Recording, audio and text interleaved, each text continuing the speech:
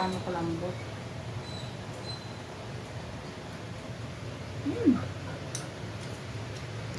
Gusto niyo bang malaman kung paano ko niluto ang ganyang kasarap na inasal sa kawali?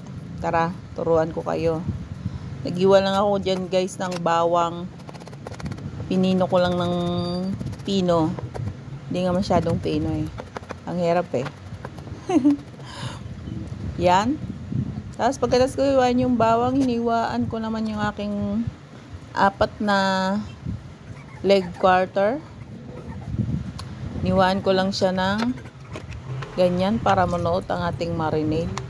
Tapos minarinade ko lang siya sa toyo, bawang, oyster sauce, paminta, sugar, at sugar pa ulit, Del Monte ketchup, beke naman.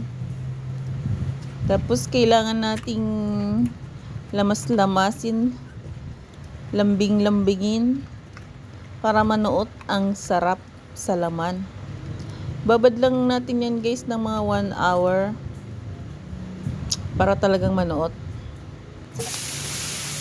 Yan, habang nagbababad ako ng aking manok dahil gutom na ako, maggisa muna tayo ng kalabasa at sitaw. Ginisa lang yan guys kasi wala nang gata. Gagataan ko sana yan, kaya lang wala nang gata eh. Kaya ginisa ko na lang, sinahugan ko lang siya ng daing namin na galing pa ng summer. Charot. Tapos nilagyan ko lang ng sili green. Para naman may kunting anghang. Pwede na to sa Palambutin lang natin yung nagugutom na dyan. kalabasa. Wala eh. Gutom na kasi ako dyan guys. Tapos ayun nga, naibabad na natin ng 1 oras after 1 hour. Prito na natin. Prito mo lang konti yung magkabila. Tapos dagdag mo yung sauce. Tapos i-simmer mo lang siya dyan sa kawali hanggang maiga. Bali-balik ta rin mo lang guys. Yan ganyan. Nagdagdag nga pala ako dyan ng siling labuyo. Habang inaantay kong maluto ng aking chicken inasal sa kawali, kumain muna ako ng aking nilutong kalabasa at sitaw. Masarap naman siya. Balikan natin ng aking niluluto. Multitasking talaga ako guys. Hinabol ko nga pala yung sili. Ayan na, malapit nang maluto. Konting paiga na lang ng konti. Yan na guys, malapit na. Matatakam na ako. 3 lang palang niluto ko kasi 3 lang ang kasya sa kawali. Kaya 3 lang niluto kong hita. Tinira ko yung isa.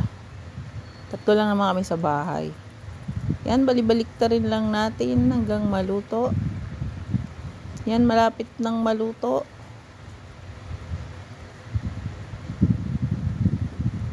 Sige, baliktad.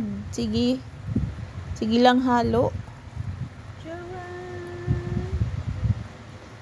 Kung nakaabot ka dito sa video kong to, paki-like mo naman at paki-share, paki-comment na rin kung taga saan ka para malaman ko kung hanggang saan nakarating ang aking video guys.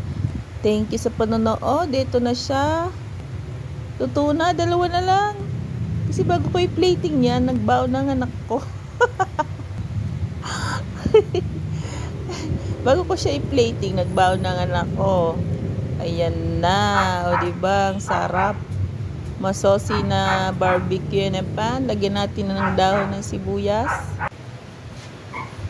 Kung sa English pa ay onion leeks. At ito na nga, tikiman time na. Ito ang pinakamasarap dito, tikiman time. Barbecue. Tikman na natin. Tingnan mo naman kung gaano kalambot at ka-juicy yan guys. Grabe. Yung mga kailangan ng uling. Diba? Gaano kalambot. Oo. Tikman na. Ayan na. Ang sarap.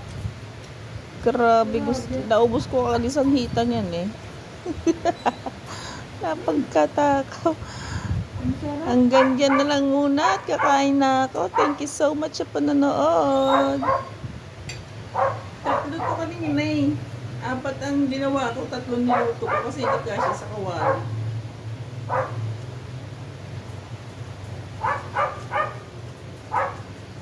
Binaon na ng anak ko isa.